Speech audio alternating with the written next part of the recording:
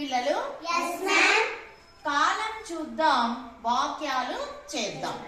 ఇక్కడ మనకు 3 కాలాలు కనిపిస్తున్నాయి, అవునా? ఏమేమి? భూతకాలము, భవిష్యత్ కాలం. ఇప్పుడు ఒక్కొక్క కాలం గురించి మనము క్షుణ్ణంగా తెలుసుకుందాం, సరేనా?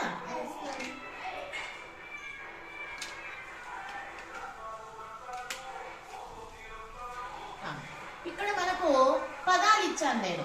ఒక్కొక్క కాలానికి సంబంధించి కొన్ని పదాలు ఇవ్వడం జరిగినది. ఈ పదాలు ఉపయోగించి కాలానుగుణంగా మనము వాక్య ప్రయోగం చేసుకుందాం, సరేనా? ఇక్కడ భూతకాలము అంటే జరిగిపోయిన కాలం, నిన్ననో మొన్ననో జరిగిపోయింది. వర్తమాన కాలం అంటే ఈ రోజు జరుగుతున్నది. భవిష్యత్తు కాలం అంటే జరగబోయేది, అంటే ఇంకా జరగలేదు. అర్థమైంది కదా? ఇప్పుడు ఇక్కడ చూడండి, వచ్చాడు, వస్తున్నాడు, వస్తాడు. సరే, ఇప్పుడు వచ్చాడు అనే దాని గురించి ఒక వాక్యం చూద్దాం.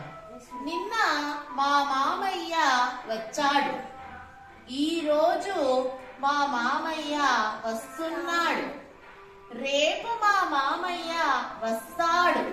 అర్థమైందా? నెక్స్ట్ ఇంకొకటి చూసుకుందాం. లత నిన్న కథ చదివింది, లత ఈ రోజు కథ చదువుతున్నది, లత రేపు కథ చదువుతుంది. ఇంకొకటి చూద్దాం.